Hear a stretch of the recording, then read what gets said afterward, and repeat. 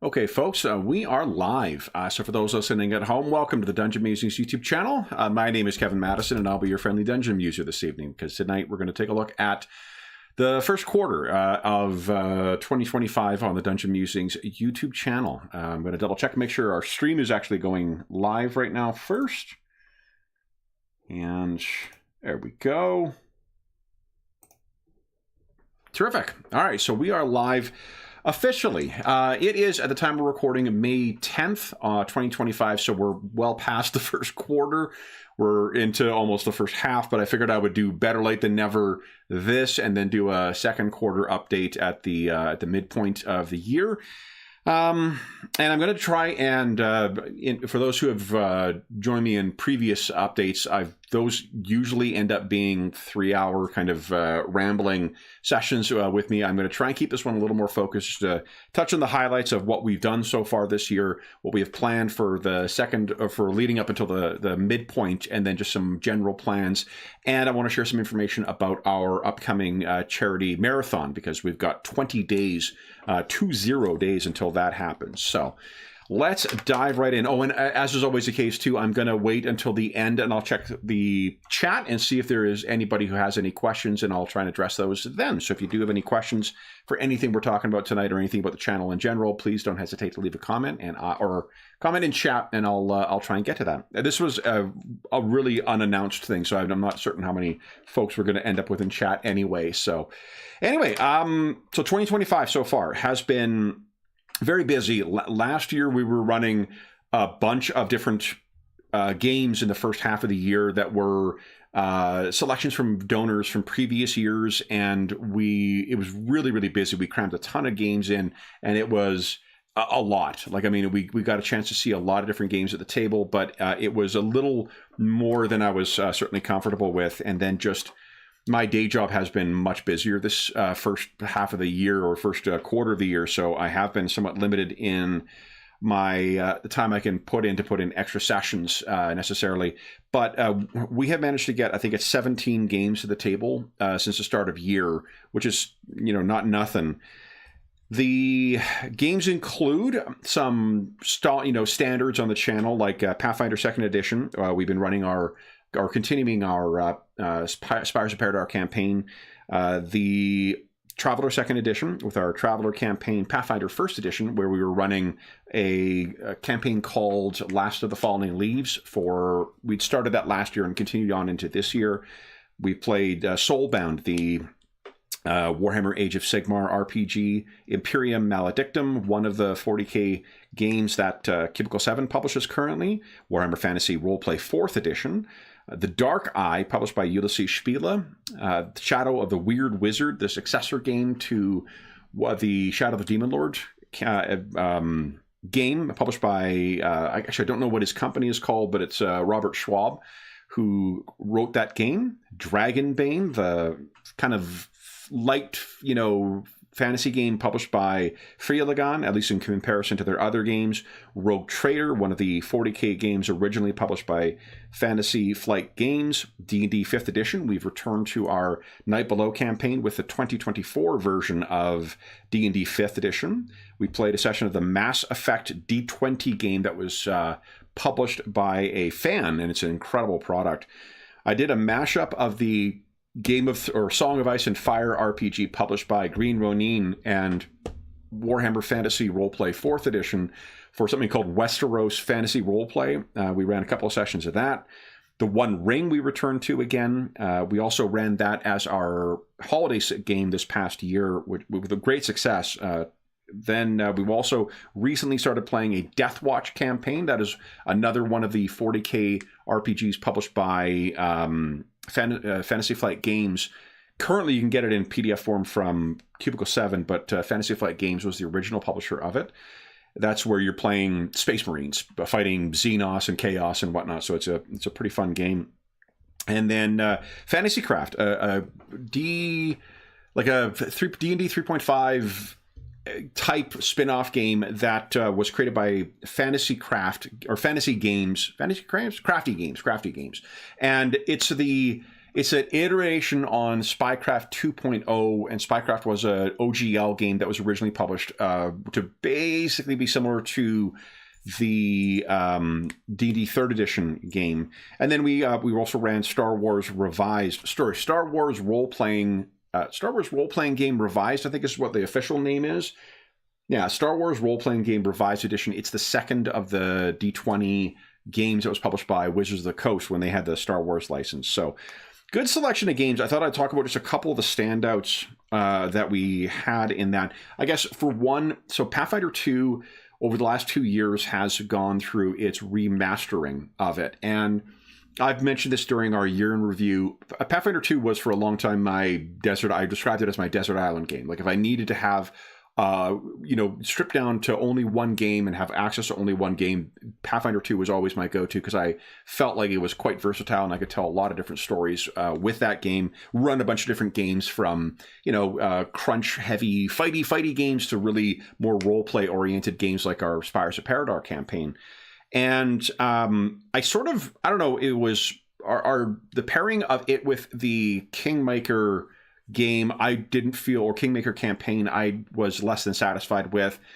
And I also, the remaster at first was it was annoying, to be frank, just because I don't blame Paizo for having done this. For those who aren't familiar with Pathfinder 2nd edition, PF2 had to go through a revision 2 years ago because Wizards of the Coast was making, when they were working on their, I actually don't even know if they were working on the 2024 update at the time, but they made comments about potentially revoking the open game license, which would mean there would be, whether that would have any significant consequence on published games really doesn't, it's another question.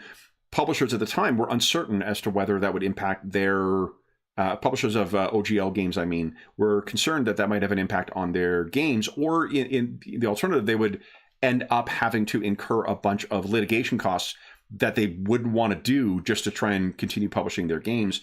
So what Paizo did is they, in cooperation with some other publishers, published something called the Orc license, which is very similar to the open game license, but basically it is a perpetual open source kind of game license.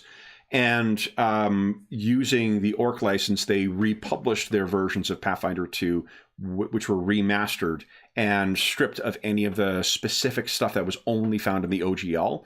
So like a lot of spells end up getting renamed, and some classes got renamed, and some different abilities got renamed. There was already stuff that was property of Wizards of the Coast that was like copyrighted names and things like that, like specific names for, a scorching ray or things like that. So they went a further step and further distanced themselves from the open game license with this Orc license and released them. In fairness to them, they also took the opportunity to rework much of those books and to change some of the rules in some of them. And the books are fantastic. Like I prefer working with them than I did with the original releases of Pathfinder 2. Now, I also really love... So Pathfinder 2, at the time that they did the remastering, had quite a few books out for it. So it's a pretty big line. An uncharitable way of describing it would be a bloated line. I don't think it's bloated in the sense that there was too much stuff to effectively use, but it's pretty close to that. And the remaster gave me just a nice excuse to be like, all right, let's just focus on these core books for it. And they released basically all the kind of core classes have been re-released now. They said that they weren't going to re-release a bunch of the older books, saying that they would be backwards compatible, but we've already seen now 2 of them go through a remaster. The Treasure Vault is coming out in a couple months, and then the Guns and Gears came out again. Again, kind of wish that they didn't have to do that, but I don't fault them for doing that, and I really don't view it as a cash grab. I think it is a necessity of their, what they view as their business risk with this. There's plenty of other things they could have done if they wanted to just, go for a cash grab. And their efforts to do the remasters are, in my mind, they're reasonable, and they've made the best out of a bad situation. So I'm further away from that remastering, so I don't, dislike having to buy what are very similar to the books I had before. I don't mean this to be just a Paizo apologia, post, but for myself, that was something that really bugged me for quite some time. I kind of got past that now, and I've been really enjoying the game. We've been running it for with some my oldest gaming friends from childhood. We're playing once a year. Well, we're trying to play more than once a year, but minimum once a year. We've been playing. We're 3 years now into what's going to be a 20-year campaign. We started playing at first level, and then every Christmas, the characters go up one more level, and we're going to tell the story of the same characters over the course of 20 years. We're using Pathfinder 2 for that. I really enjoyed running that, those couple of sessions that we've run with it.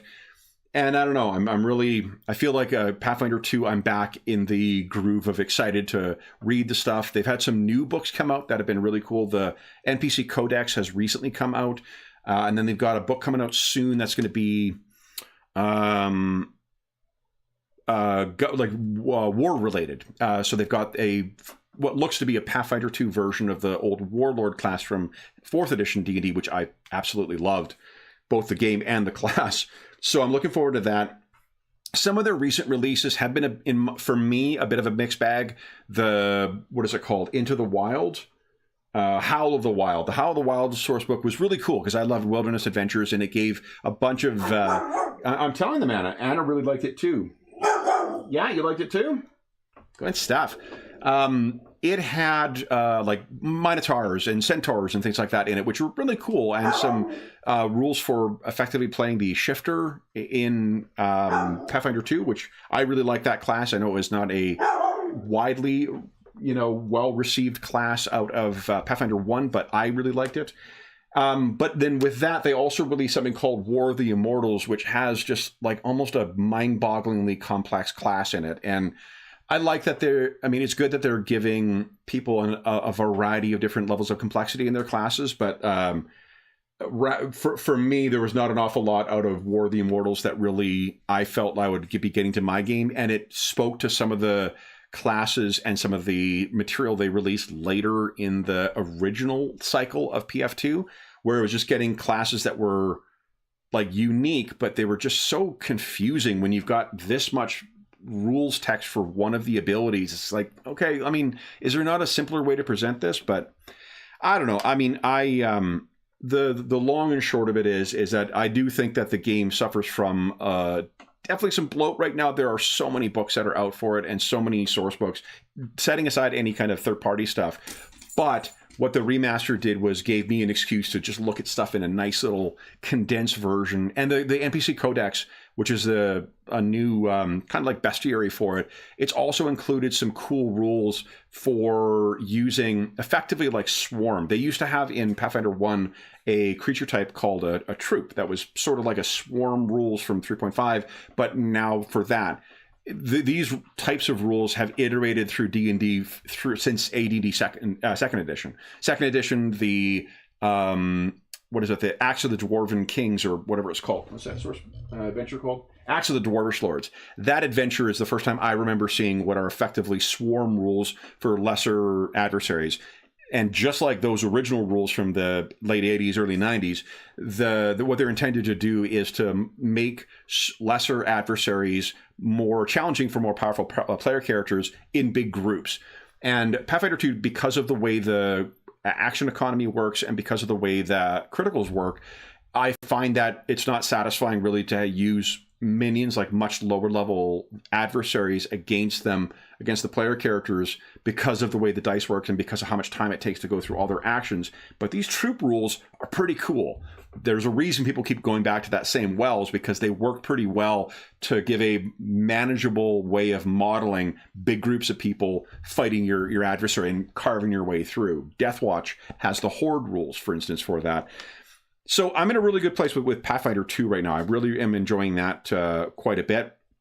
D&D's 5th edition. So I gotta say, so we're playing with these versions, right? The 2024/2025 version, and I was very skeptical of that, and I was not particularly enthused to be getting those again. Very much like the feelings towards Pathfinder Remastered. Yeah, I know Anna. She was very reluctant to get them a second time as well, but I'm really glad I did, and I think that again, like it's going to your own assessment of the 5th edition revisions is going to be your own, and whether you like it, whether it's right for your table. For me, it is a dramatic improvement on the 2014 version in a number of ways.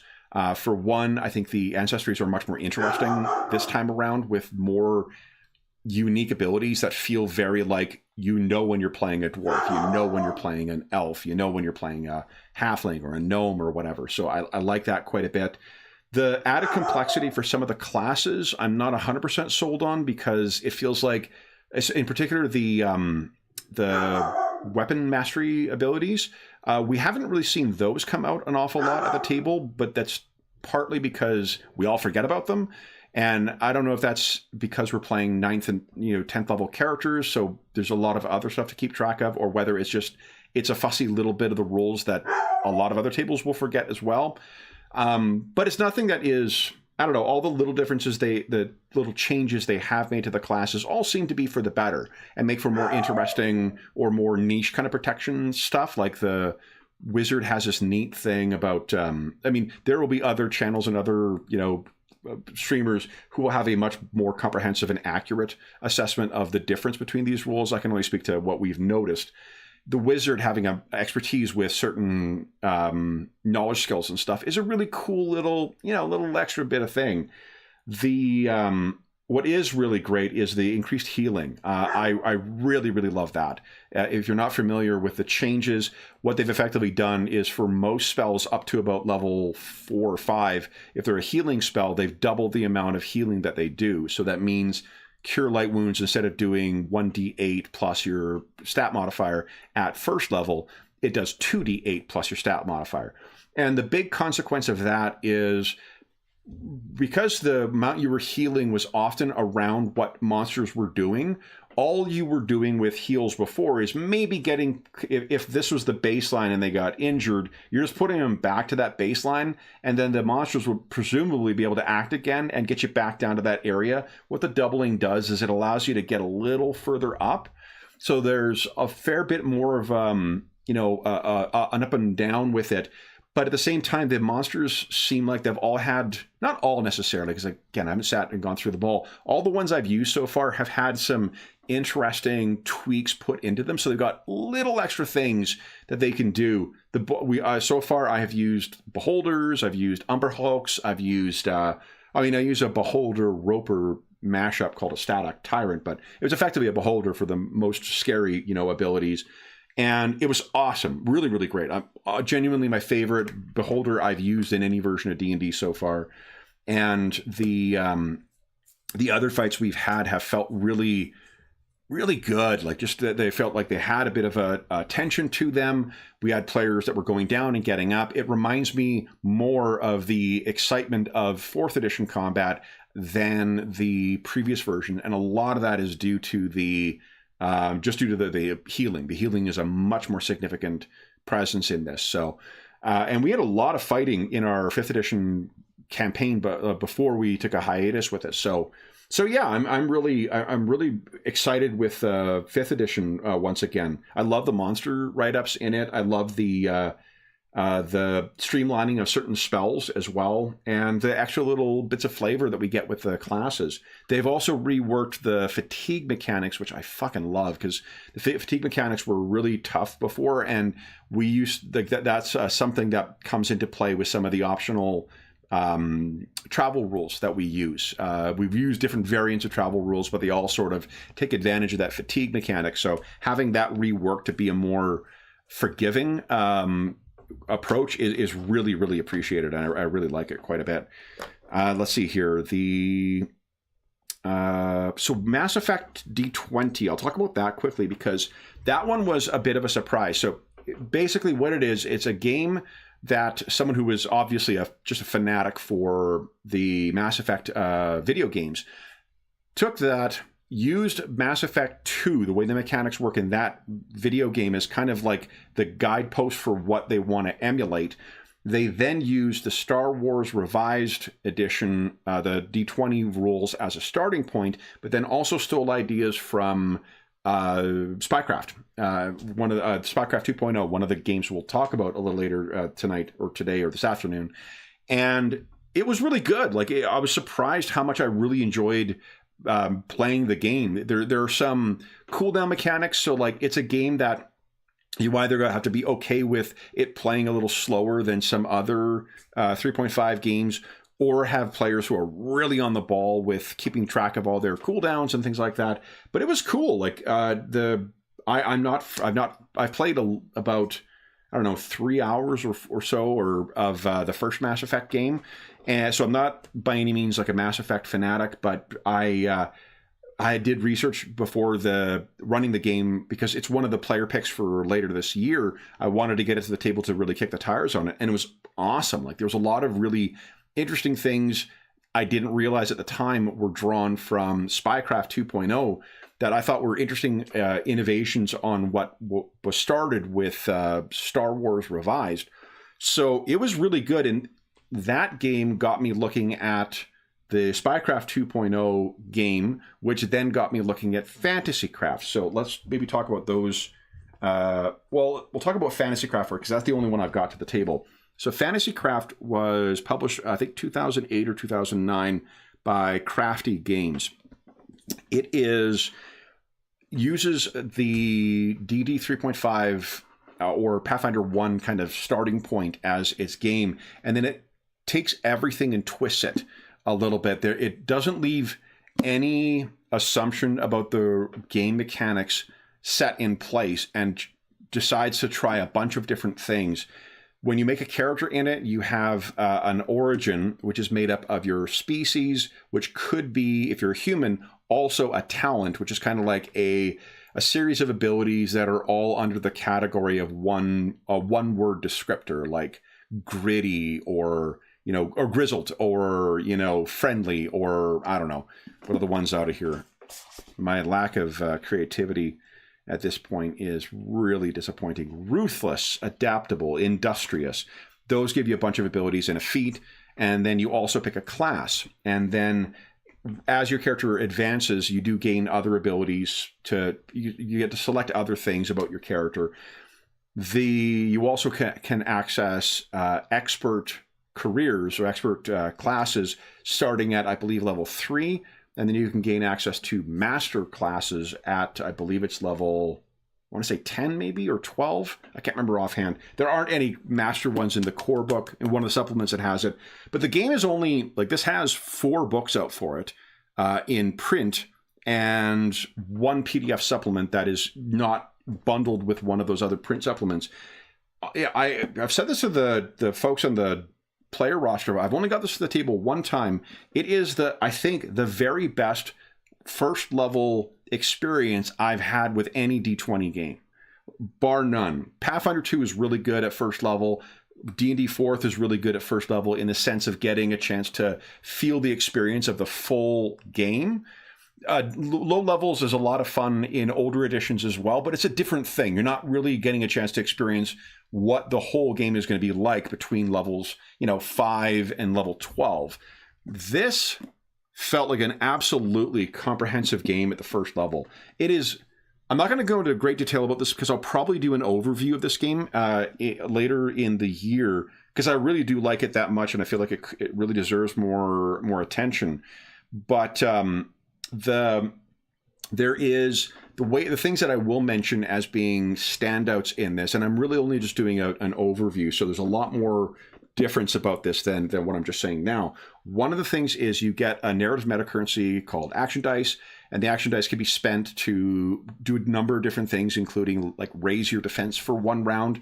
It is the type of D20 game that separates defense from damage reduction. So your armor reduces the amount of damage you take. The defense, which you get from your class and your sometimes some feats, your gear. So the shield will add to your defense or your dex stat.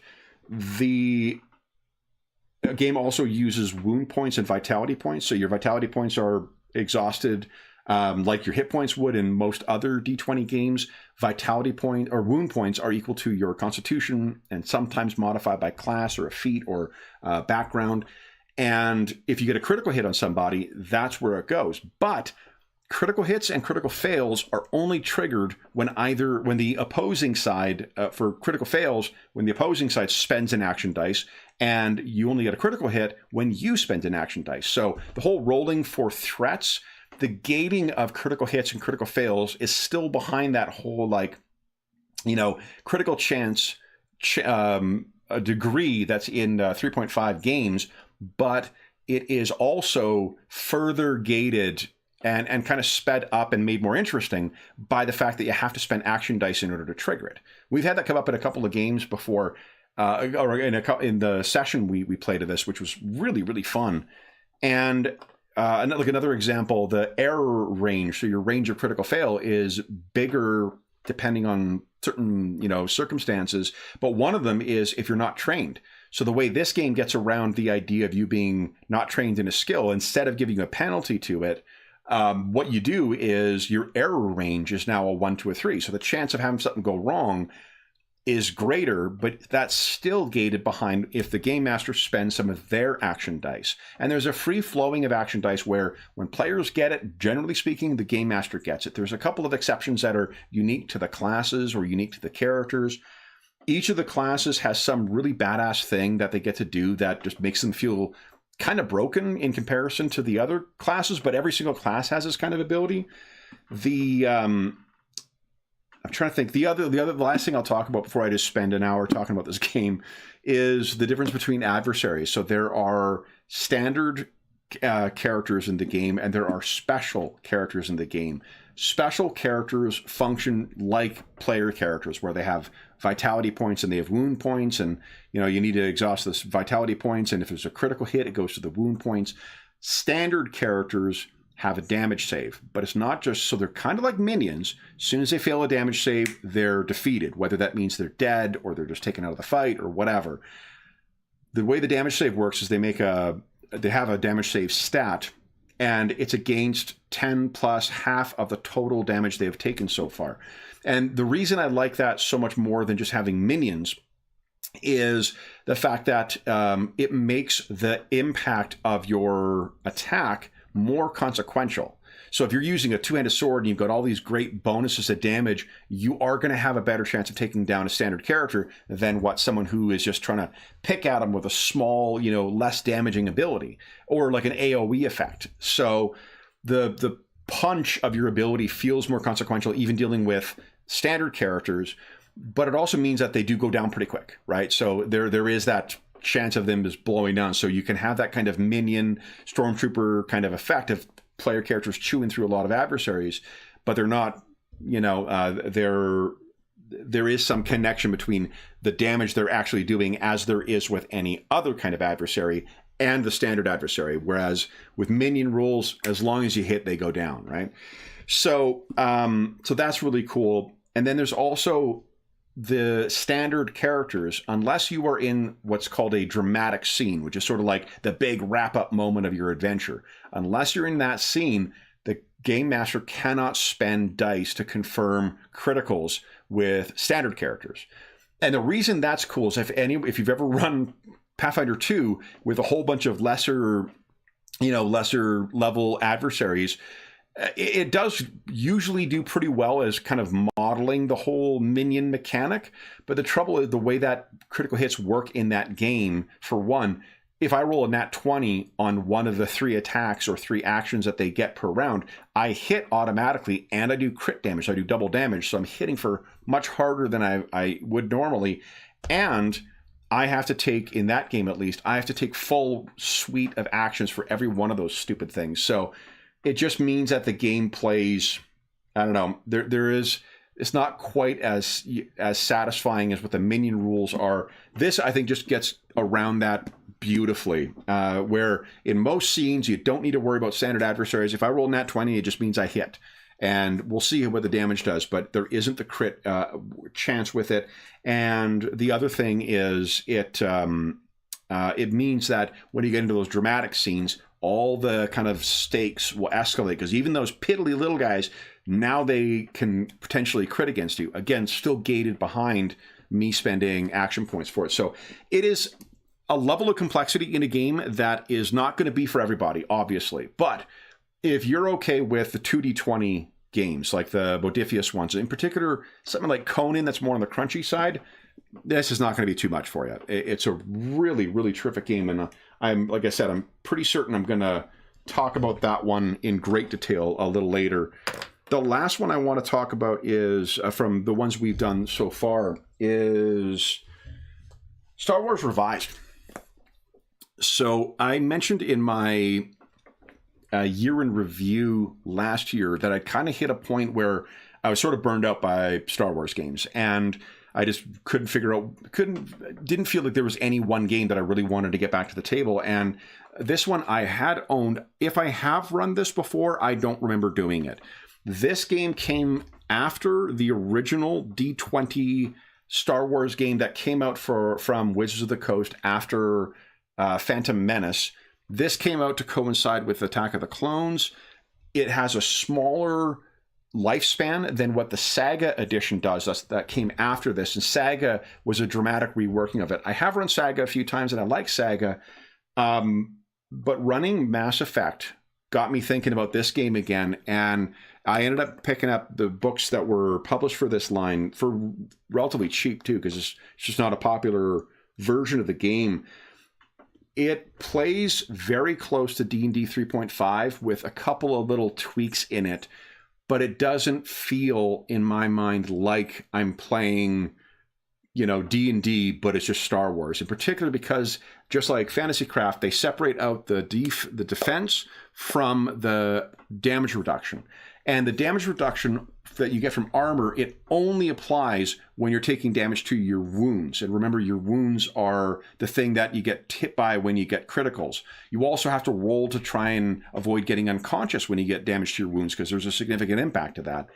And there's also, you get there's a mechanical penalty you get. It's not a death spiral where you keep getting worse, but it's really, I don't know, it feels cinematic and crunchy, and it still felt like Star Wars. The adventure we played was informed by Andor, because I, like a lot of Star Wars fans, I fucking love the series, and I wanted to do something that was more grounded, less Jedi focused, and we had such a good session of it. And a part of that is just, great players we're playing with, but there's a source book that I did not grab because I'm a dummy that also was published for this, called the Galactic Campaign Guide. And setting aside some of the stuff that is out for the West End Games version of it, it's got to be one of the best GM guides for Star Wars that I've ever come across. Terrific, useful advice, including asking your players what the setting means to them. What does Star Wars mean to you? So then you can write your game based on that. So like we had in ours, the two players who did respond with it, one of them said something to the effect of like heroes against a, totalitarian adversary or something like that. And another one said plucky heroes with, fun droids. So I made a point of including those in that story, or trying to at least, so that the players would see the things that meant a lot to them about Star Wars in that game. Like, obviously, that once you've heard that, you can just use that going forward for any Star Wars or other licensed property. But there's a bunch of other great advice that's in there, and other useful things like random tables for generating world names. The world we used in it, I randomly generated using that table. The character names, same thing. There's character names, not for every species in Star Wars, but for the ones that were appearing in our game, I had access to those tables for it. And that's great. You can go online and try and find, a differing degree of useful tables for naming Star Wars names. But that one I really liked. It was really good. And I don't know. We played level 5 as well, which didn't feel too complicated, but felt like it had a good level of ways of having distinctions between the characters. I didn't need to jack up their stats in order to make them effective. This game, if you are looking to get into it, there is an extensive errata that comes with it that rewrites one of the classes, the tech specialist. So be sure to grab that before you run it, because the tech specialist becomes so much cooler with the revision. And there's a Revenge of the Sith source book for it as well. Also, what I did not realize at the time, the first edition, what is it? The Starships book is almost entirely compatible with this. There's like one number you needed to switch with it. But yeah, it's not like it's not going to be for everybody. I know there's a lot of people who love the Fantasy Flight version of Star Wars games, and there's a lot who love the West End games version of it. I don't know. I'm the fucking 3.5 engine is just a center of gravity from my early 20s, I guess, that is just constantly pulling me back. So this one really speaks to me, and the added degree of complexity or detail to the skill system in this, and the simpler version of classes in this as opposed to Saga. I think, well, we're going to run this again this year because I've got at least 2 other sessions of this planned for the remainder of the year, but I just loved it. This got my Star Wars groove back, as it were, if I can steal a very dated reference. The last one I want to talk about for this year thus far is hidden somewhere. Oh, yes, here it is. This, speaking about obscure games, The Dark Eye.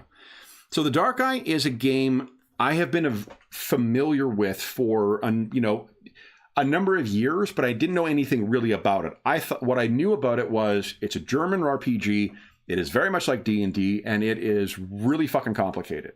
That's what I knew about the game. I'd seen it on bookshelves at times when it was published in English, but I didn't know anything else about it. And then someone else in the kind of Dungeon Musings community was asking about it, and we had some people responding and giving their experiences with it. David and Ingolf in particular, 2 of the players from our player roster. And while I think the intent was to make sure the person understood what it was and the game wasn't right for that person, what they said made me think like, oh, okay, so it's really complicated. It has an incredibly deep setting that requires work to get it going, and it's only partially translated into English. Like, that sounds like a game for me. So I checked it out, and as a caution, everything they've said about it, it is a game that arguably could be viewed as overly complicated. It is going to be definitely more complicated than what some people are comfortable with. There's going to be way too much game there for you to play. In addition, if you only speak English and you do not speak German, then there is enough stuff out for it for you to absolutely play. But some of the most interesting source books didn't quite get translated. So what it means is the source books on, say, detailed stuff about the fairy, detailed stuff about the demons in the setting, detailed stuff about the fabricated creatures, about ghosts, about other kinds of undead, about names in the setting, about some of the more advanced rules for different classes. None of that stuff got translated over. So unless you are willing to sit with a PDF and work with some Google Translate, or pick up your Duolingo German, the game is going to, what's available in the English language is a slice of what is otherwise the setting.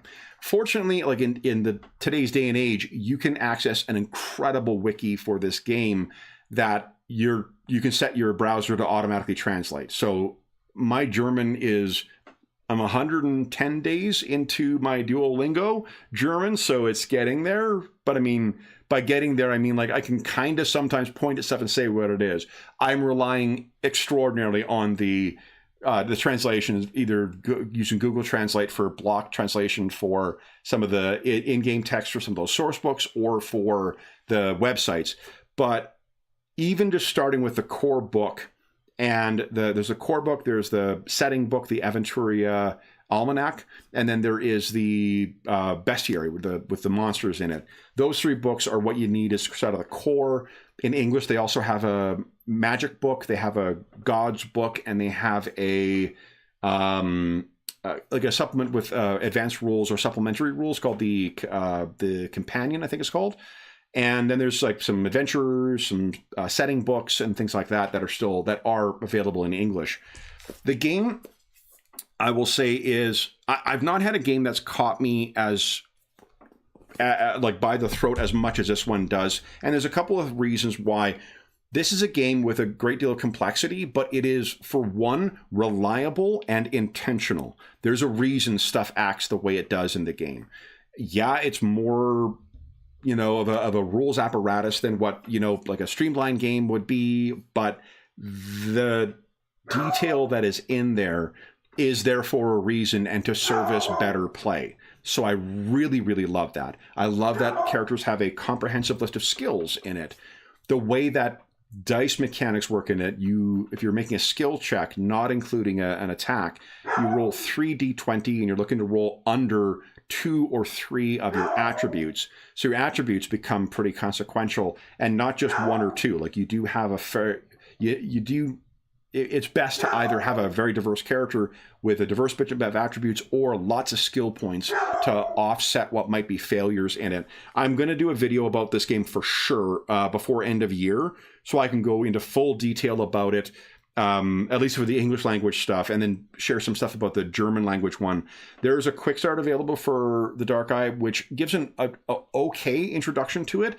But the thing that is the most interesting about the setting, my version of the pitch, is that it is a setting that has evolved over the course of the game's history by players playing in it. By which I mean, I understand there are novels that are out for it as well, but what is largely driving the events and the changes in the setting are the outcomes of the adventures they've published for it. Both the bigger adventures and then things that happen in what's called the Aventurian Herald, which is like a monthly or bi-monthly publication that is in-universe that tells you what's happened during that time.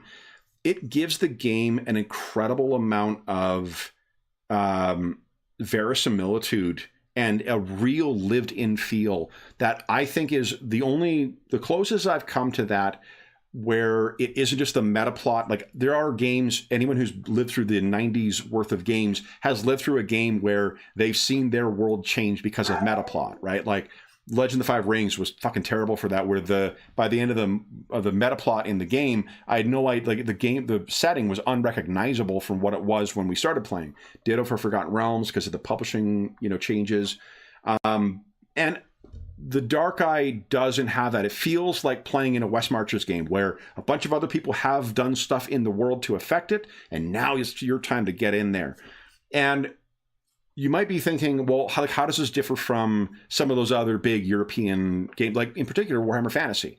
Warhammer Fantasy still has that wonderful like British sense of humor and that British sensibility to it, where it is there are a lot of elements of it that firmly have their tongue in their cheek. And this is not, at least what I've got in the English language version, does not have the same kind of, it's not the same kind of approach. Instead, the world it feels like a credible setting in the sense that there are not obvious good guys and bad guys and evil nations and good nations and whatever. There are not, every one of the faiths in the setting has different approaches to it and can have good or bad interpretations. And you could have a hero and a villain both worship the same god and both be acting in their mind in service to that god. The idea of moral relativism, or like not, at the very least, a not clear-cut good guy, bad. Like, obviously, the demon summoners, they're bad guys. There's a great big bad guy wizard called Borbarad, the demon master. He's a bad guy. His successors, the Tetrarchs, they're bad guys or girls or dragons.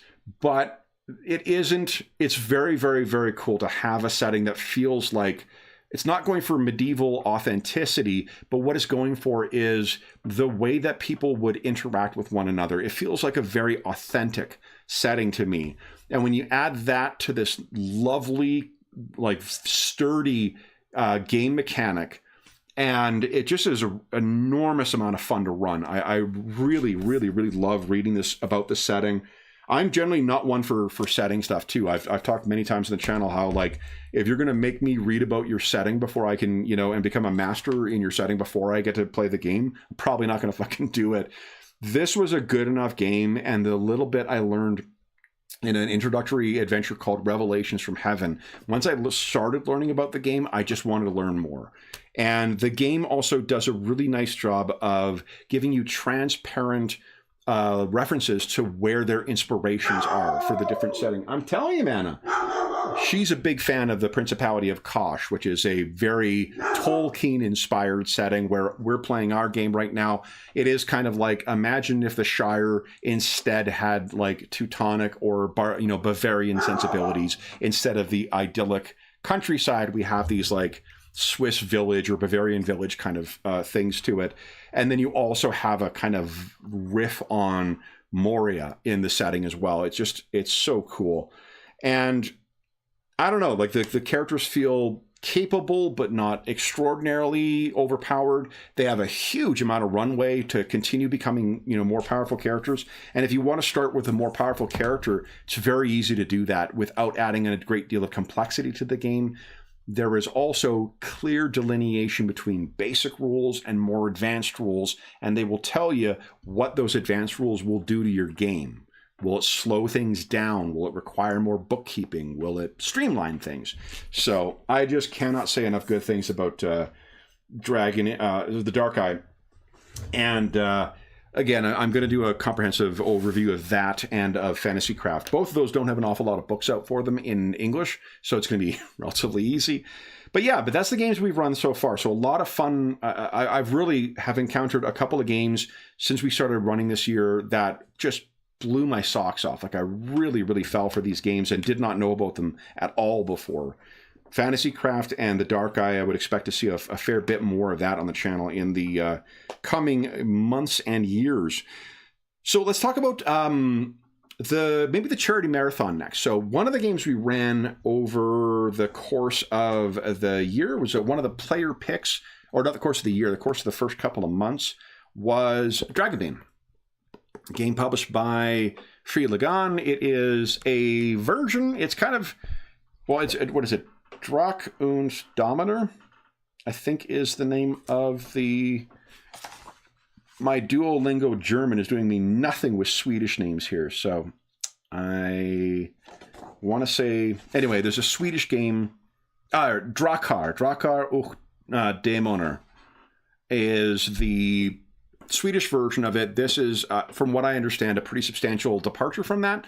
There are the bones of basic role-playing in here. So if you like, Elric or Stormcraft? No, what is it called? Stormbringer. Those games published by Chaosium or BRP games in general, this sort of condenses it down to being a D20-based game. But it's really... it's a beer and pretzels game in the sense that you don't need to... There's some interesting game mechanics in here. Super light touch. This feels like a game that is great to sit down. It requires very little preparation, and you can start going right away. And I made a couple tweaks to the rules as far as like adding some extra role-playing mechanics and narrative meta-currency mechanics to the game. But it was a really, really good session of that, to the point where I actually changed. I was originally going to run the Forbidden Lands as our marathon game, and then after running this, it just felt like, you know what, like I think this is the game for us. A real fun, sit down and just play through a marathon. The marathon is going to be on on May 31st. It'll run from 8 a.m. Central Standard Time until midnight Central Standard Time. It is 4 parts, and we have 6 players playing in the course of the whole thing. 4 in the first part, 5 in the second part, and then 6 for the last 2 parts or 2 chapters of that. The game adventure is called Doom of Drakengräb. And I am also thrilled to share the names of the chapters. So we are 4 chapters. Our titles: Corpse at the Crossroads is chapter 1. Chapter 2 is Dragon Wake. Chapter 3, The Grave, My Destination. And chapter 4, simply called Dragonbane. And in addition to that, we are running it as a charity fundraiser, and we're going to do it to support the same charity we have been in past, SOS Children's Villages International. I have a link down to our current campaign down there. But rather than continuing to push throughout the year, what we tried to do this year is just pick one day and really try and raise, as much money as we can during that stretch. And donors will have an opportunity to affect the gameplay. So let me just grab, and I'll tell you some of the things. I'm going to post a full explanation of this closer to the date, but we have it knocked down right now. So depending on the amount you donate, right now, a $10 donation, as a reward, what you pick is get the players to draw a treasure card immediately. As soon as we get notification of it, they get that. You can give them a blessings. Party can get a boon, roll 2d20, take the better of the two. On a roll, they choose when to spend it before they make their roll. A curse upon you, you can make things more difficult. The next player who makes an evade or a parry check, they have a bane. So they roll 2 dice, 2d20s, take the worst of the two. You can have Dave roll for the weather. Our player Dave is a terrific guy who regularly keeps the weather rolls interesting on our channel. So what it does is it means that there's going to be a mishap for the next journey that the players take. They can learn a little. You can grant a little bit of an advancement. Characters can try and advance their skills on the spot, or there's more of them. You can spend for me to suddenly add 1d6 minus 2, minimum 1 more adversaries, minor adversaries to a combat encounter we have going on. For $25, we ratchet up a bunch of those. So treasure cache, they get to roll 1d20, the players, 1d6 minus 4, that's how many treasure cards they draw immediately. On the job training, every player gets to roll 1d6 minus 2, minimum 1, that's how many advancements they get. The next one is our gods are merciful. What you can do is when a character would die, they can cash that in and then they do not die. And then for 50, monstrous surge, you can have a monster added to the current fight. And if you're not familiar with Dragonbane, other adversaries are built kind of like the way player characters are, where they have hit points and they roll attacks and whatnot. Monsters are totally different, where they automatically hit with their attacks unless players get the hell out of the way. And we have some great monsters planned for the 4 parts of that adventure. Monstrous Surge adds another one into the mix. And then the last one for $50, the GM immediately introduces an as yet absent faction to the scene. At the start of the marathon, there will be 3 factions that we'll all be aware of, the players and then the viewers. But there are 3 secret factions as well, and they all can get involved with the various chapters.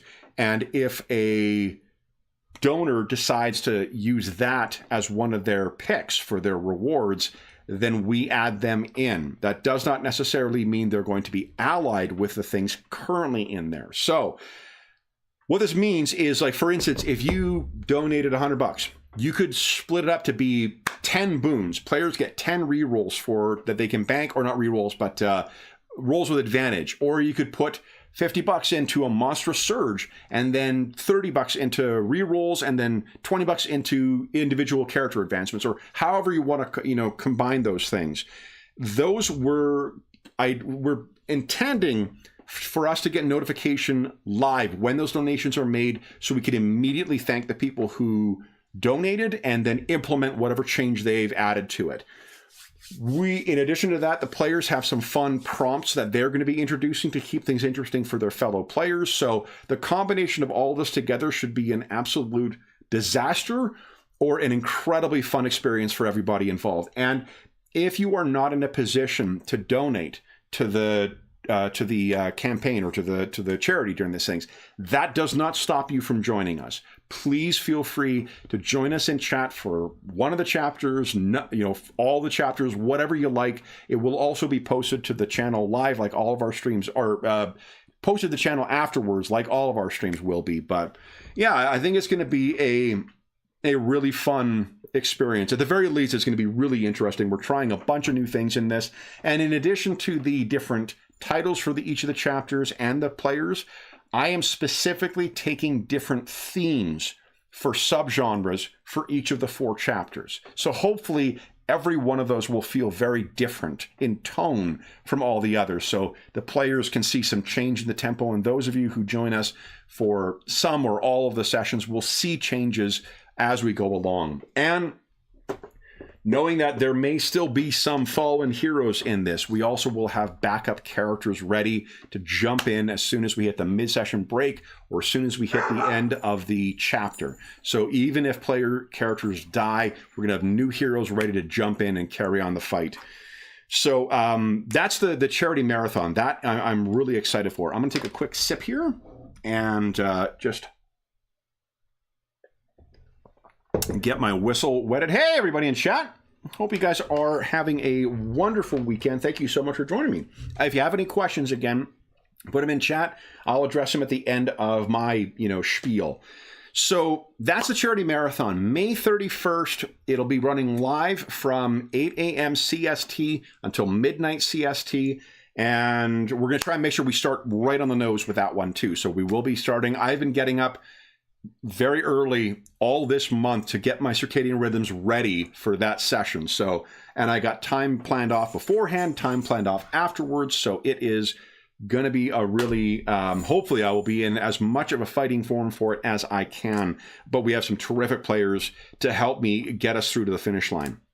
Speaking of the players, let's talk about the next 2 player games that we have coming up. So I mentioned in our year in review that one of the things I did this year is I asked the players to pick 6 games, vote on their 4 favorite games, the 4 games they want to play this year, and then we tallied them out with ranked choice voting, and the top 6 are the ones I'm running as player games this year. We've run, that's where Dragonbane came in. We've also run the One Ring that way, and we ran, I think there was one more, but I cannot remember what the heck it was. Maybe there wasn't. In any event, the next ones, one of them is going to be the, what do you call it? Mass Effect game. But, the next one is Flames of Freedom. Flames of Freedom is the Powered by Zweihander game that is set during an occult version of the American Revolution. So it is kind of a Revolutionary War horror game or horror action game. And we've run this a few times on the channel. I really, really like this. It's a little bit of a more swashbuckly version of the Powered by Zweihander system. And if you happen to watch our Blackbirds campaign that we ran last year. We ran a short Blackbirds campaign at the end of last year. It's really, we really like the Zweihander system. So we've got that coming up on June 7th. There's actually some returning characters that we had played previously on the channel, but we're going to do something a little different, and some players who are joining us for the first time with it. This game is often discounted from the various providers because it's, excuse me, it's an older game. But at this point, and I don't think they're supporting any further stuff for it, but it's a huge book. It's gorgeous. It's black and white, but it is, well, it's not true. It's two-tone because there is some little color inserts, but really, really cool game. Yeah, if you like Savage Worlds, if you haven't played a Powered by Zweihander game, if you like Savage Worlds, you like more kind of, condensed level, there's 3 tiers of play where you pick different professions and the mixing and matching of them, or the advancement in the same profession in the style of Warhammer Fantasy. That's in here as well. So really great game. I'm really looking forward to getting that one back to the table.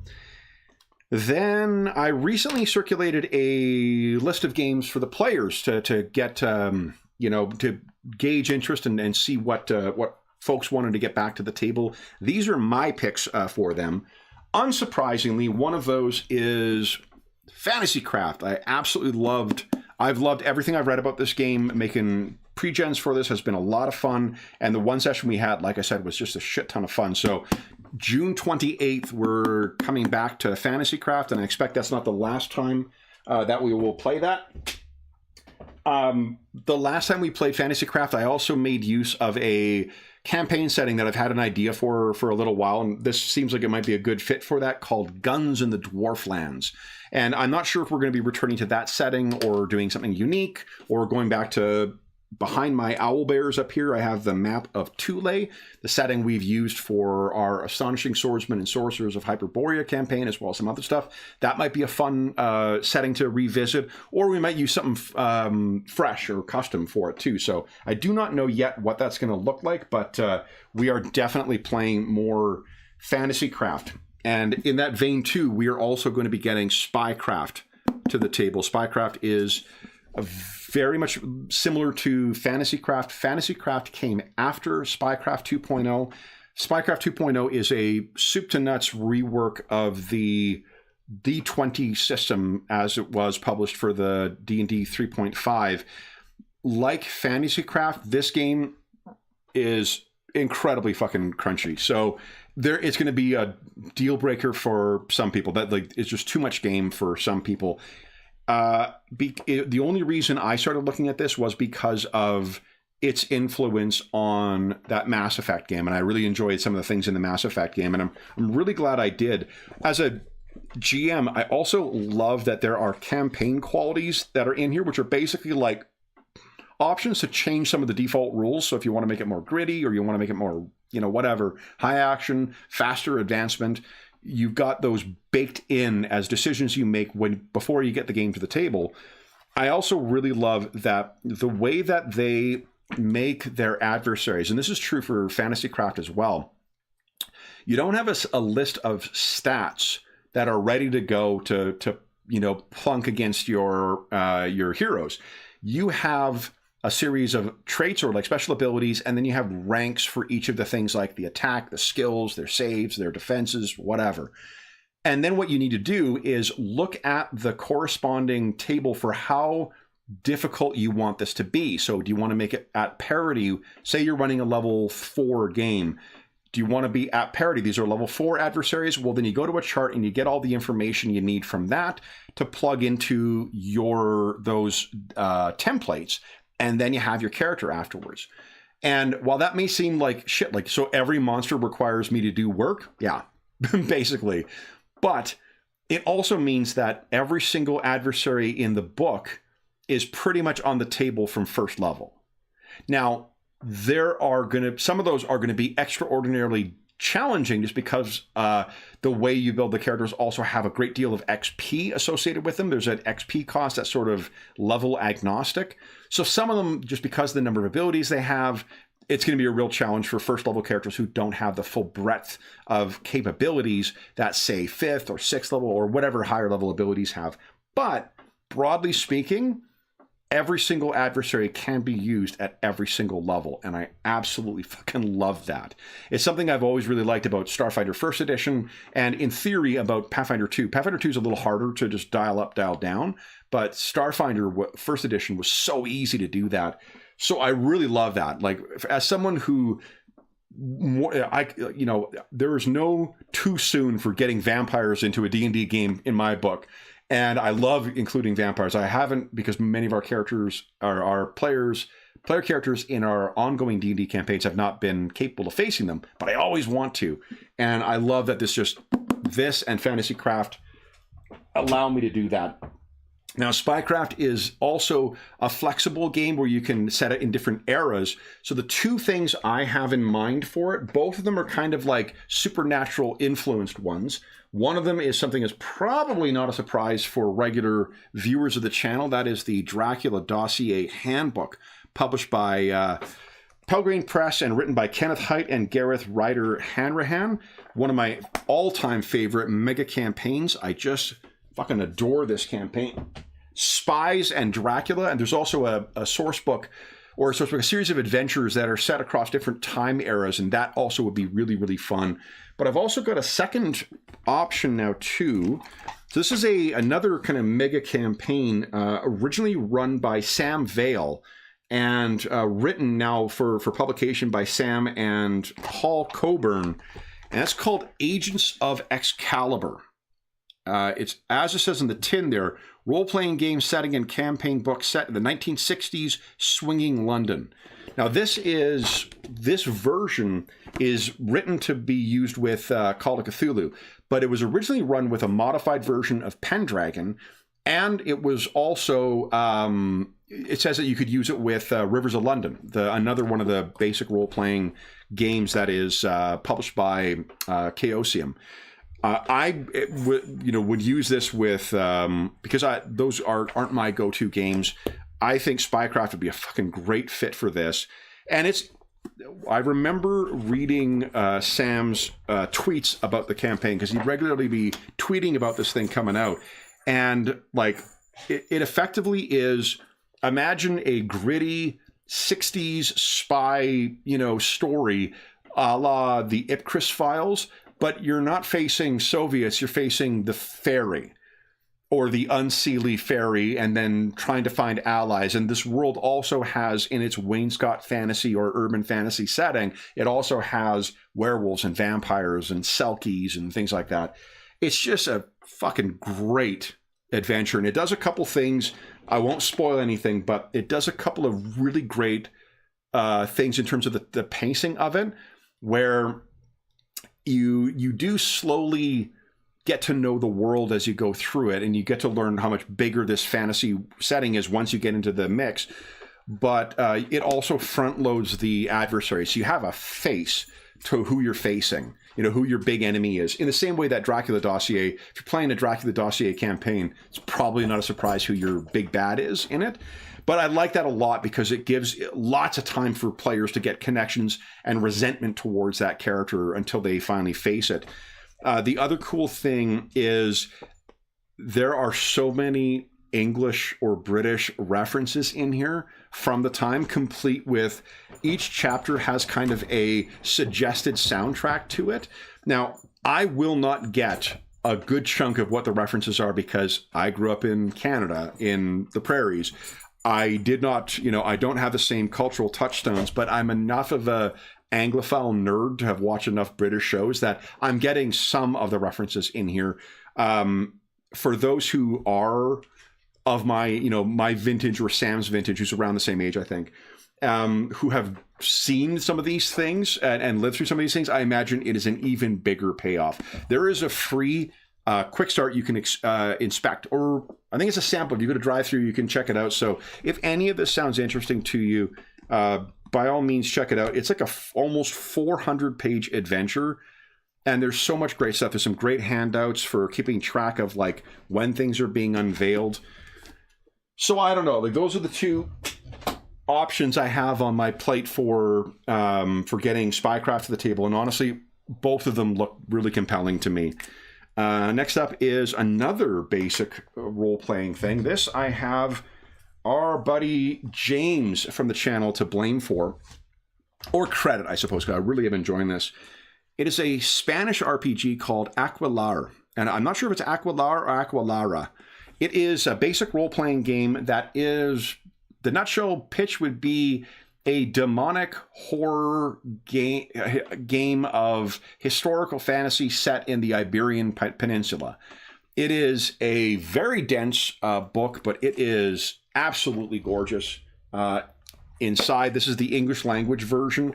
The cover itself doesn't do us, I think, a good service necessarily for the game, but I made sure to bring the GM screen to get a better sense of it, of how deep in in the setting, or in the how much it embraces the sort of medieval setting. The game goes to great lengths to have a full picture of life during the I think it's the 13th and 14th century Iberian Peninsula. So, which means there are a number of different cultures and a number of different faiths that are dominant in different areas. So you have rules for playing Muslim characters, or Jewish characters, or Christian characters, or Converso characters, or I can't remember the name for the Islamic equivalents of some of those, but you can have a really interesting and complex setting. It has an extraordinarily detailed magic and miracles system that looks really good and very evocative. It has a variation of the basic role-playing system that for combat system that is more complex than the standard, but it doesn't get to quite the level that, say, RuneQuest or Mithras get to with the actions and the special effects and shit like that. So it's just a little more recognizable for fans of D20 games, I think, is maybe what I'm saying here. And I really like, because of my experience with that, I really like that. There's a number of different things that are just little tweaks on it, like your armor takes damage. You have to keep track of the damage that's done to your armor. And they also give a number of different, it is obviously a fantasy setting, I will emphasize as well. While there is some slavish recreation of some aspects of historical reality for it, it also has a massive section on demons and devils and things like that, as well as all sorts of medieval superstitions that are all into reality. And the idea is, from what I've read, that you sort of pick what degree on that sliding scale from like full fantasy to full historical recreation that you want to do. And your characters are these investigators who are going out and in service to one of the potential societas who are opposed to these things. You go out and do your, hero stuff. Some of the ththings that really appeal to me beyond that, the way that they approach demonology and the angelic choirs or the parliaments of heaven or whatever, it is intentionally not trying to recreate that kind of goetic thing from the 19th century. It is trying to use authentic medieval sources and their perspective on how angels and devils and whatnot are situated in their world, not only cosmologically, but also historically, to make for a really comprehensive and interesting setting that has a surprising amount of gray areas in it. I will say there is a couple of examples they give in it when they're talking about, I think that the authors, and this is only my interpretation of some of the essays I've read, so I'm not saying, I feel that they want when they run it, they want it to be as authentically historical as they can, regardless of how potentially uncomfortable that is to play in, rather than trying to take the setting and the rules and make a fun game out of it that is not historically authentic. I say that only based on the things they've included a number of different essays which are really helpful for understanding the intent behind some of the stuff in it, but they really seem to be, it's from their perspective, it's the kind of game that should be run with that kind of historical authenticity that sometimes really history-focused games are. That is not to say that you have to run it that way, nor are they saying that you must run it that way. This is not a game, I think, where they're saying this is the way you run the game. If you're running it some other way, it's wrong. They're clear that the level of historical accuracy and the level of fantasy you want to have in your game is absolutely up to you to do that. There are a number of historical examples that they include in it that they seem to chalk up to being, well, this is just how things were then. And I'm not comfortable with some of the things they've associated with that, if for no other reason, because there are contemporary people who said that the examples they give as if like, well, that's just the way how people were. There were contemporaries who said that's really fucked up and we shouldn't be doing this shit. And to not recognize that there were people who recognize stuff as fundamentally wrong, as opposed to like, well, this is how things were then, or not necessarily fundamentally wrong. That's what inconsistent with the values they espouse. The critics of these things are often coming from a Christian or often Catholic lens, and they were pointing out from their perspective and their assessment, this is wrong. So to say in a historically accurate thing that this is a historically accurate thing and this is just how people thought there, and not reconcile that with the fact that, look, some people thought that was wrong, I think is just, it's choosing to take a surface level assessment of the moral complexities of the history setting as opposed to just the details of it. And again, however you choose to run the game, I'm not passing judgment on that. I'm expressing what I like about the game and how I intend to approach the game.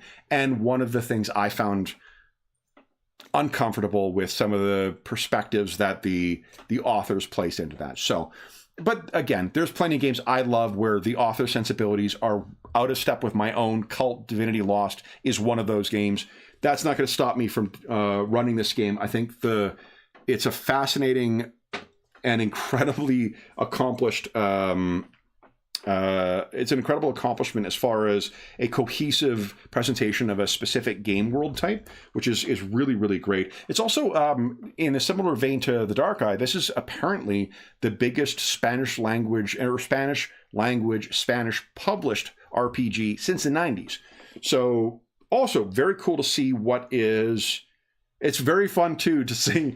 I don't want to spoil anything for anybody, but if you read the examples of play in it too, the sensibilities in it and the level of antagonism between the players and the GM, there may be something lost in translation, or there may be a cultural thing that is different about Spanish groups. But it was very amusing at the very least to read. But that's another great one that I'm looking forward to getting to the table. The next one is another BRP game. I don't have a copy of this yet because, at least not in print, because it's not out yet. But I loaded an image. Age of Vikings is another BRP game published by Chaosium. This one is set in the 10th century or 11th century in colonial Iceland. And what particularly appealed, I mean, like, for one, I come from, among my other ancestors, I have Danish ancestors. That is where my name comes from. So I love Viking shit. Like, I mean, I love Viking shit regardless, but also there's that. This, not only is it a cool kind of Viking thing, I love that in the colonial setting of this, it means that all those cultural or class structures are loosened quite a bit. So there's a lot more upward mobility in it, which means adventurers can come from any strata of society, and potentially you don't need to break the world in order to justify why, you know, one character has gone from one position in the society to another position in the society. This is another one that is a fantasy setting as well. Elves and, you know, giants and trolls and whatnot are facts in this setting, although I don't think you need to necessarily include them, but why wouldn't you? Come on, dwarves, give it to me. The game also has some of the same ideas from, and I don't know if it's from older versions of RuneQuest 2 because I just don't know them. RuneQuest Glorantha has this awesome thing where you create like your family lineage when you make your character. This does that too. So you get to create kind of the history of your family. I mean, Pendragon does that as well, but this includes that too. And it just looks awesome. Like, there's rune magic, there's satyr magic in it. There's, raids you can go on, there's, you know, things, there's the sample adventure in it includes a court case, which I think is fucking awesome, especially with the way that the contemporary Vikings conducted those things. So it looks like it's going to be a really, really great game. It's coming out at the time of recording. It's coming out, I think it's next month. I think it's June is when the print version comes out. I did not know about this whatsoever. I was grabbing my copies of Pendragon to the updated versions when I happened to stumble across this, and it looks incredible. It's about, I want to say about 300 pages long, maybe a little more. Full color throughout. It just seems like it's going to be a really, really cool game and be the kind of thing that some of the things I was interested in about RuneQuest Glorantha, like that history, like the basic role-playing mechanics, like the adventures per season kind of thing, a lot of that I'm going to get out of here, but in a setting that I can just wrap my head around a little easier than Glorantha, because I just can't get my head around Glorantha. See my earlier reference about, you know, having to do homework in order to get your setting to the table. Next up is, a combo. So I've mentioned in past about wanting to get Vampire Dark Ages to the table. I've continued to procrastinate about that, although the game has been on the table. But recently, we did last year get a chance of getting Vampire the Masquerade 5th edition to the table, and I really enjoyed the session. And then, since then, we've had the Player's Handbook come out, which gives the rest of the clans that I would want to have rules for that are not just part of the Camarilla that would be in the Dark Ages setting. We also have this sourcebook called Gehenna War, which has augmented combat rules and more action-oriented stuff, which is really cool. There's a book out called like Blood Sorcery or something like that. I can't remember what the name. Give me a sec here. I'll tell you what. the name of it is called Blood Sigils, which has expanded rules for magic, for the thaumaturgy and the what is it called? There's another kind of magic in the set, well, a couple in the setting, but it greatly expands that. And then there's a new source book that's just in print right now, or sorry, in PDF right now. I think it comes out next month as well, called In Memoriam, which gives a whole bunch of rules for older vampires. So the reason that's of interest to me is because what I want to do with the Dark Ages one is to play the Transylvania Chronicles, the thing that kind of goes from Dark Age, like 13th century Transylvania, and then up until the modern days. And until the release of In Memoriam, there wasn't good rules for playing those kind of advanced older vampires. There were rules technically for playing them, but In Memoriam gives much better rules for incorporating flashbacks and things like that in there, and different important events like Dracula. There's a whole section on the Stoker affair, they call it. So that all sounds great. And I've heard, or I've read at least, that the Transylvania Chronicle is a bit of a mess as far as a clear start to finish campaign, but using those rules in Memoriam to sort of frame the game as a series of flashbacks or something like that, that's great. And I really do like, I don't really care for the old storyteller system mechanics. I love the settings, I love the characters, I love the ideas in them. Really cannot stand the rules. I have enjoyed the 5th edition rules. I know that they're contentious among the fan base necessarily, but I really, really liked them. I found it was a really good experience we had with them, and I think it's going to be a great pairing of them once those things are together. So really looking forward to that. I'm going to be getting back, I mentioned, to more Star Wars Revised, but I kind of talked about that in great detail already. And so at the time of recording, we're about 3 weeks or 4 weeks since Starfighter 2 finally released playtest versions of the Technomancer, I think it's called. Anyway, that and the mechanics. So if you're not familiar with Starfighter, it is a sci-fi space opera game based on the Pathfinder 1 game with a fair bit of changes into it. We've run it a fair bit in the channel. I really love the setting. The rules I have a mixed relationship with. Starfighter 2 is an effort to make it compatible with Pathfinder 2. And at the time of recording, we got the Galaxy Guide out now, and then in between now and October, we're getting the Player Core, the GM Core, and the Alien Core. So the kind of core rule books for that, which is great.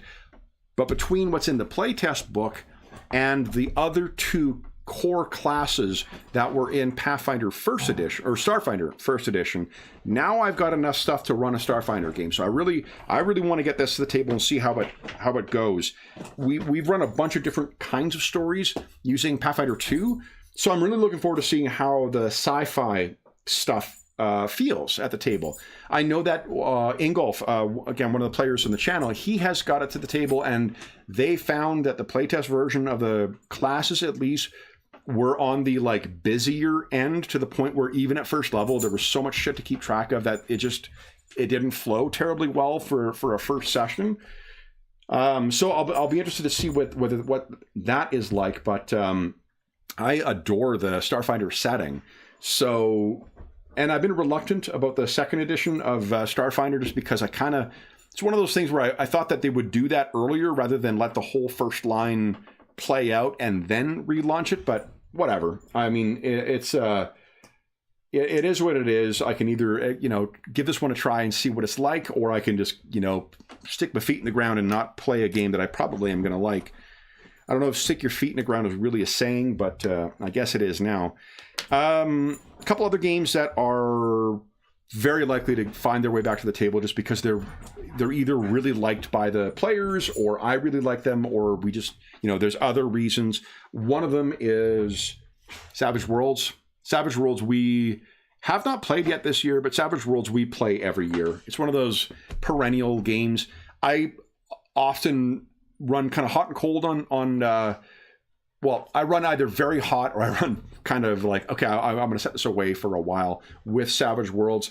The exploding dice is one of those things that if you're in the mood for it and if it fits the story you're telling, it's so good. But if it doesn't, it's such a fucking pain in the ass. And that's where Savage Worlds, I'm on the ascent right now. They just released this year the science fiction companion. So we currently have science fiction, horror, fantasy, and superpowers companion, all of which are incredible. So I've been wanting to get Savage Rifts back to the table for quite a while. There's a terrific sheet for it in Roll20. I think there's a very good chance we're going to see some Savage Worlds back at the table because we just tend to run quite a bit of it. The One Ring, every time we've played One Ring, it just fits really, really well with the One Ring second edition, technically. Fits incredibly well with the playstyle of that we all, tend to adopt at the table. It's a great setting, very easy to pick up and have a satisfying session with just 4 hours. So I think there's a real good chance we'll be getting back to that. Plus, we have so much of Moria to still explore in our campaign that we were playing in that. And then a final one, this is a bit of a late release, and I don't know. This may be more nostalgia on my part, but because the last time we ran this game, we kind of stalled out on it. But it's Call of Cthulhu, the Cthulhu by Gaslight sourcebook. So they have the Player's Guide and the Keeper's Guide out for it right now. I've owned every version of Cthulhu by Gaslight since the 80s, and I love it. Like, I've run our Spires of Paradar campaign, which is set in a coal punk setting of occult conspiracy, class disparity, and industrial progress, is influenced a lot by my love of that Victorian era type of play. These versions of it are incredible. There's so much great stuff in here. I really love the way that they've not only just tried to make everything, take everything from Cthulhu and just kind of find a place for it in the setting. They've also incorporated a bunch of things that are distinctly Victorian, like Jekyll and Hyde, like the War of the Worlds, like Dracula. I mean, I feel like there's a regular theme here to my vampire obsession, but the setting gives you so many neat ways of getting your head into the setting, writing stuff for the setting, and then there's also some sample adventures, but I love that setting. So it's a good chance that if we do get Call of Cthulhu back to the table, it'll probably be a Cthulhu by Gaslight thing. Last one, and this is one I just keep thinking about. That is City of Mist. So at the time of recording, we are about to get the print version. In a couple of months, we'll be getting the print version of Legends of the Mist, which is the same authors of this game and same publishers of this game, of City of Mist, are releasing a quaint kind of like rural fantasy, or what do they call it? Not cozy fantasy, but like, I can't remember what it's called, but it's a rustic fantasy, maybe, RPG, which is a more story-focused game, very much in the vein of like Powered by the Apocalypse style, but it is definitely its own thing. They have made some changes to make the game a little closer to the traditional fantasy, traditional game style of play. And that started with City of Mist. City of Mist is a game where you play characters who are like involved in mysteries in this one city, and the characters are all kind of like either gods or legends or myths or embodiments of big ideas. So you could be playing like the Sword Excalibur, and then you build your character around that, and all of them are in this noir setting and involved in adventures. I've run this a couple of times, literally, I think two sessions of this, and I did not quite get my footing with it, but I feel like the combination of urban fantasy or noir fantasy, I guess in this case, with the setting, with the mystery solving structure, is just absolutely the kind of thing I would love to run. The art's also incredible in it. The handouts for the game are incredible, and they've got a whole new two source books in a second slipcase that I bought and I've never fucking used. So I feel like while I am looking forward to Legend of the Mists or whatever it's called coming out as well, which looks also really, really cool, I really want to give City of Mist a chance again at some point because it has a great Roll20 sheet. The concept for it seems really cool. And I think that I just need one really good session with it, like I've had with Cult Divinity Lost, to totally fall in love with the game. And to have it grok in my head, right? Like to have it all kind of click so that I know how to instinctually, figure out the mechanics in it. The last game I'll mention is a tentative pick for our holiday session this year. And this is something that it's a game that I've always sort of rotated around. I've run one time, but there's a new source book out for it that is a single campaign in a single setting. I don't know if we'd be able to get through the whole thing, but that is Symbaroum, the dark fantasy setting published by Free League. This is the Agrella City of Eternal Euphoria sourcebook. Relatively new, relatively small. If you're familiar with, if you're not familiar with Symbaroum, the Symbaroum, it does have some adventure compilations, which are short little adventures you can run.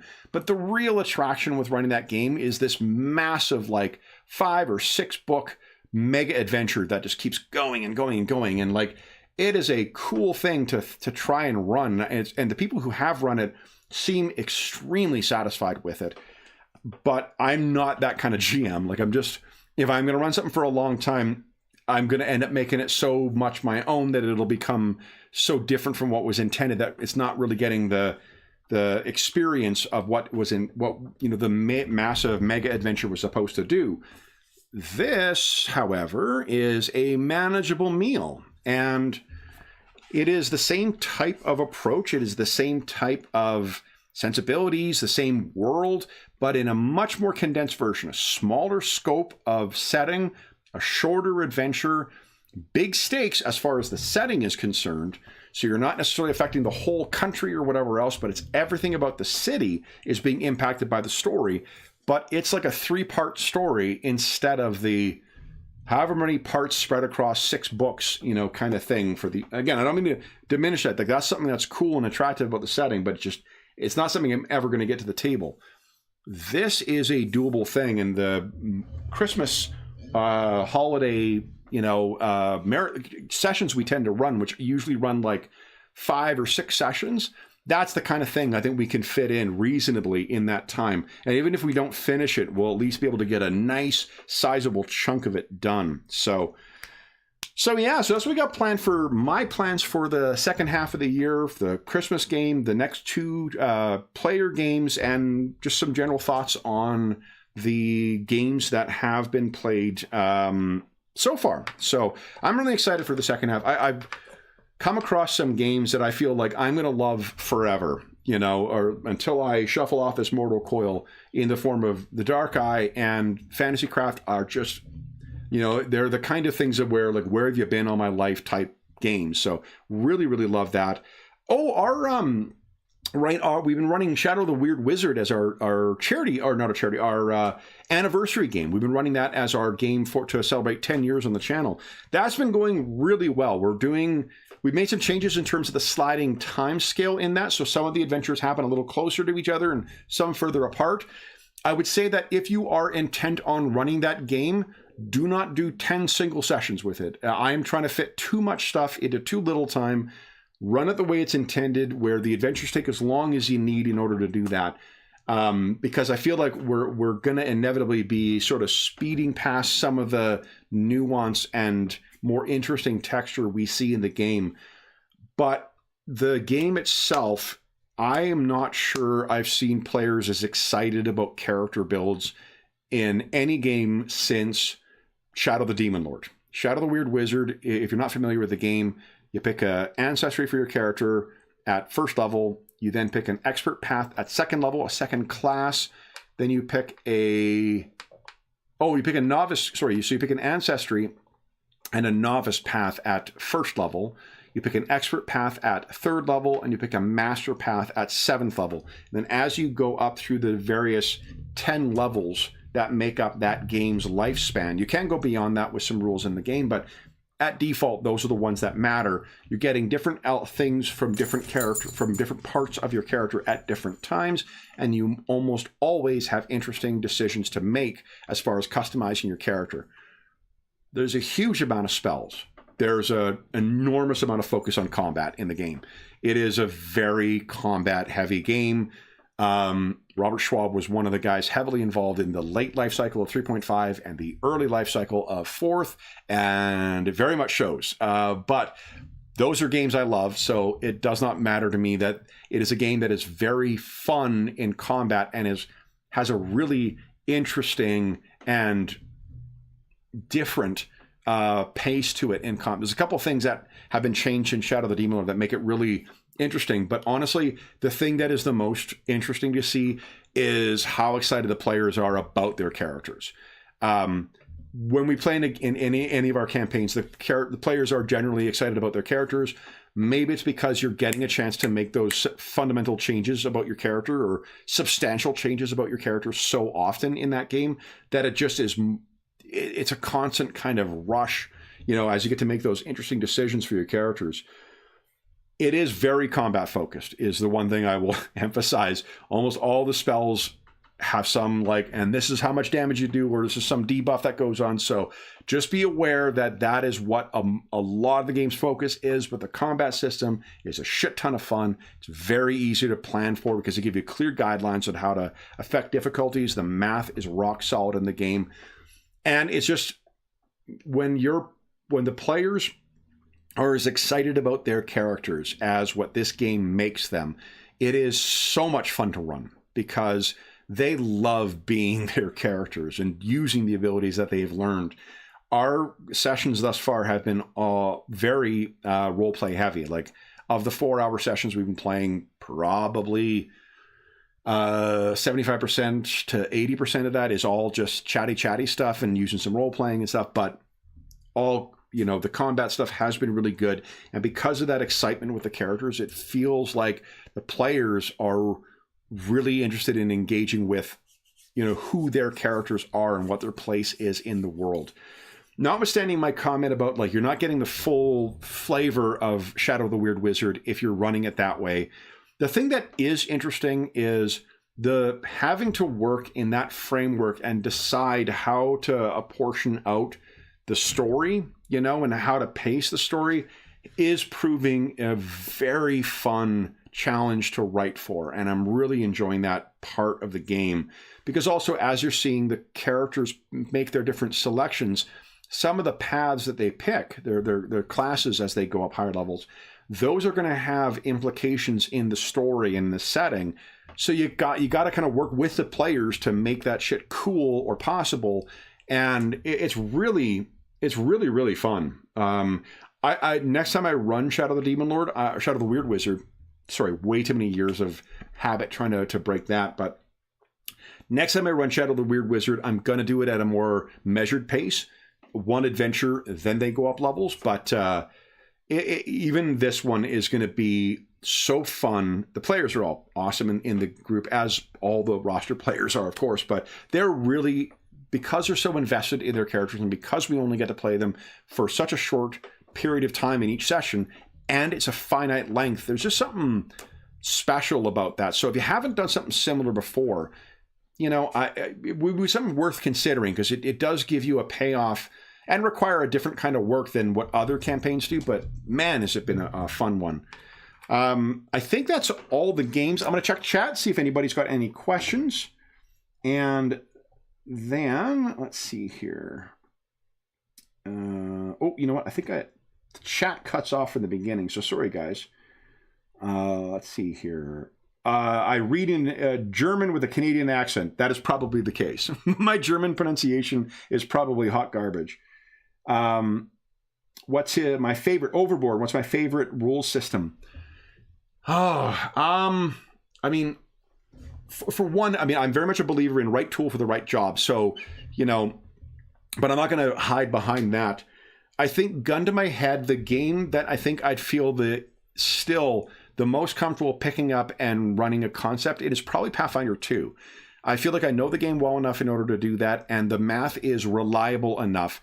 my comment about the minion thing is that's why minion impact in what he calls in Pathfinder 2. I find that is that's a problem, but the way I find I get the best results in Pathfinder 2 is I run set piece encounters. So like all of my combat encounters are bespoke encounters. I've designed them to be a specific way for the level and for the capabilities of it. It means you can't do quite as much random encounter stuff in it, but I've used Pathfinder 2 so far to run a space opera thing, to run a samurai focused, historical kind of thing, or quasi-historical thing. We run our more investigative heavy steampunk or coalpunk game, and I run traditional fantasy with it. The only time I ran into difficulties with that game was when we were using random encounters in our Barrow Maze Pathfinder 2 game and in our Kingmaker Pathfinder 2 game, which is to say I just cannot learn my fucking lesson with that because I like that game and I think it can do anything. So favorite, that's probably the one I feel like I could I could reliably design any kind of adventure I would want to run with. But I'm really, really enjoying these crafty games, Spycraft and Fantasy Craft. So I'm looking forward to seeing what they're going to be like just mechanically. Notwithstanding my comment about Savage Worlds 2, Savage Worlds is one of those games that I love picking up and just getting to the table and banging around. So if I had to pick one, gun to my head, probably PF2 still. But there's quite a few games, just mechanic-wise games that I really, really enjoy. So let's see, what else? Oh, sorry, yeah, Overboard. Musings is not Danish. My last name, Madison, was originally Madsen, and that is Danish. Is there a set schedule somewhere, or is the game session strictly based on player availability? Will, yeah, no, we have a player roster, so we have a fixed roster of players that fluctuates over time and as needs be. The reason being is a number of things, like having known factors, scheduling availabilities, good kind of chemistry at the table. What we often see is the last time we did our recruiting for the player roster was it came from people who had played with other people. All the players on the roster are all GMs themselves and often run games themselves. So word of mouth recommendation is kind of what we've relied on. And I don't think we've expanded the player roster in at least a year, maybe 2 years, but it just, because of the difficulties of scheduling, because of the difficulties of making sure everyone has the same expectations at the table and not having any kind of wild cards or whatever, that's the reason we stick to the player roster and then kind of recruit from folks we know. So we used to run charity sessions where people could donate to the charity campaign and run, but it was kind of it's if you've ever played at a convention and you have people who have different expectations of a game and you see how that comes out, it's kind of this, haven't had anything where it's been a train wreck, but there's been some challenging games as a result of that in the past. So that's again one of the reasons why we stick to the fixed roster. Shadowrun or Fallout? Will, no plans for Shadowrun or Fallout right now, although Shadowrun is one that I always go back to. My mug I am currently drinking from is my 35th anniversary Shadowrun mug, and I really, really like 6th edition. I like the 6th edition of it.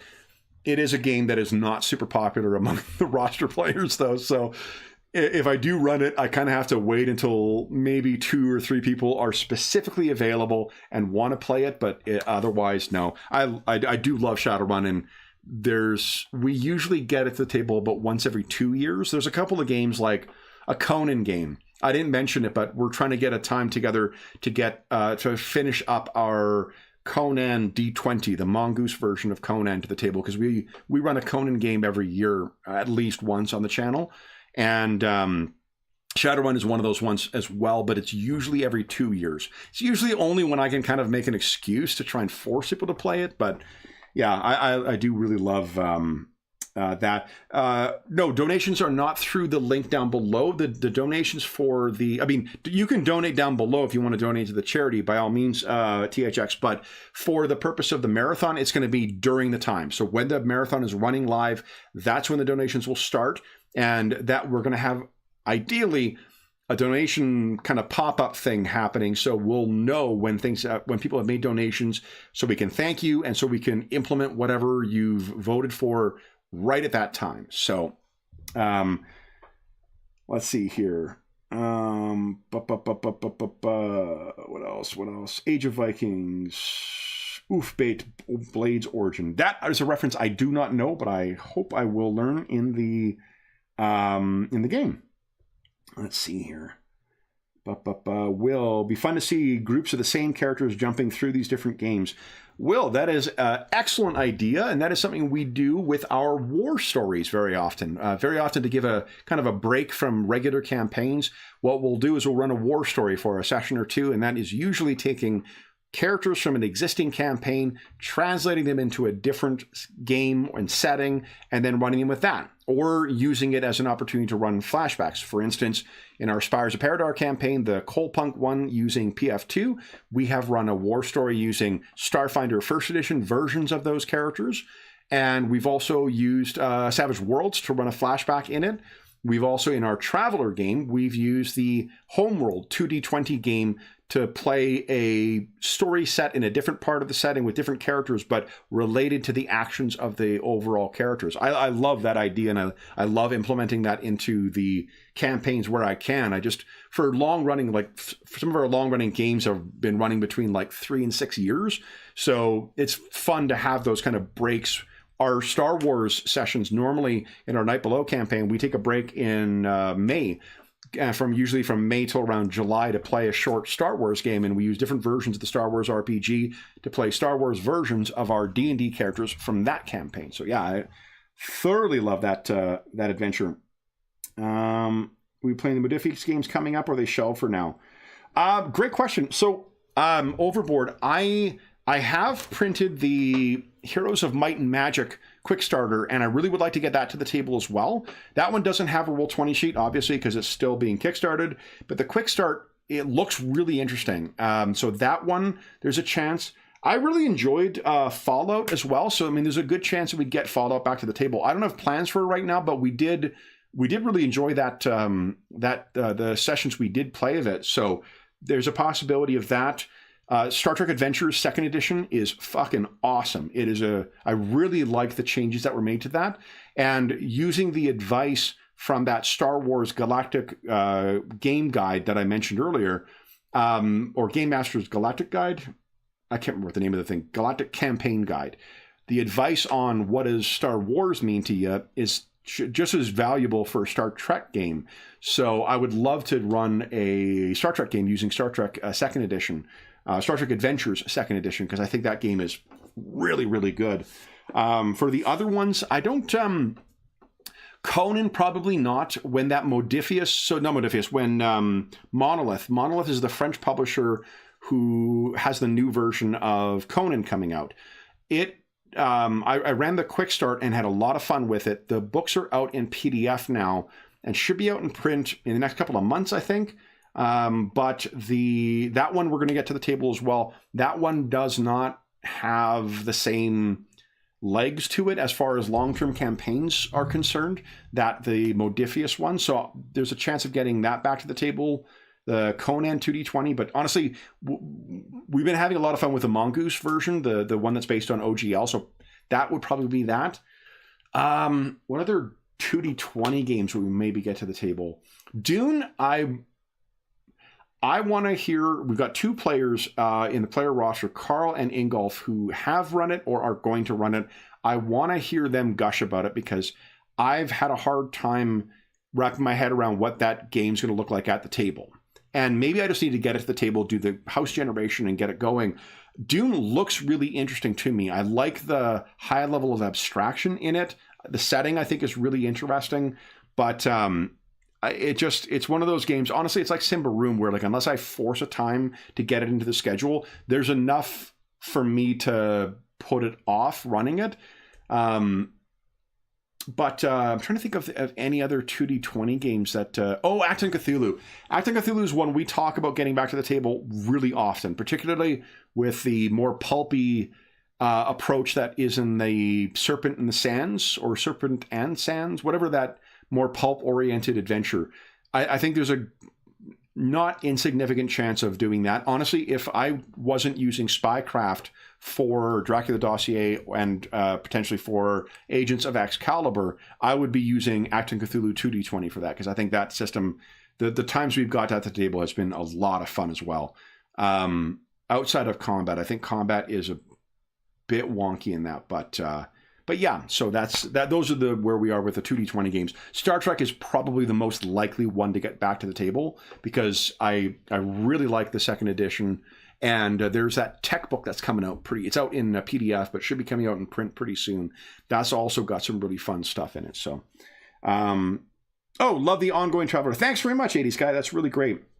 The that campaign is a ton of fun to play. That Traveler is just a setting I love playing in, and we've got great players in that campaign, and it's just the random events that we have seen spawn up and just sort of followed where they took us has been a lot of fun. It's not a direct line, like they are arguably some of the worst timely delivery drivers or timely service people, because they constantly get distracted by things, but I don't know, like the distractions thus far have all seemingly been a lot of fun to explore. So I'm not really concerned about that, as long as we're having fun and building up more story elements in the setting that will then come back to play when the characters come back or revisit old haunts or things like that. I think it's going to be I really enjoy running that game too. So let's see, any last questions? Oh, thanks, Will. That's very nice. I will say thank you, everybody. American Gods. What do we got here? My earlier question is to donate here on YouTube, which sucks up half the donation, or directly to SOS. Oh, so don't. I don't think that the channel, like, we need to be at 10,000 subs in order to have like a donation link on here, like that's actually incorporated into YouTube. I have a description in the video that allows you to donate directly to SOS Children's Villages International. That's the Heroes Save Villages campaign. You're allowed to do, feel free to do that too. But for the purpose of the marathon, we're going to start the clock running at the start of the marathon and then just incorporate the changes for the donations as we go. One of the reasons we have, to be honest, what we saw, donations last year kind of fell off substantially from previous years. And there's a lot of reasons why that might be the case. But what we decided to do is try something new to focus, as much attention as we can on that one period where we're running the marathon and see how our fundraising goes there. If it proves to be a terrible outcome, well, then we'll do it differently next year. But it felt like something fun to try, and we haven't done a proper marathon like that before. And the players were, they were all really on board for joining me for the duration of it. So we've got, like I said, 4 players for the first session, 5 for the second, 6 for the third and fourth.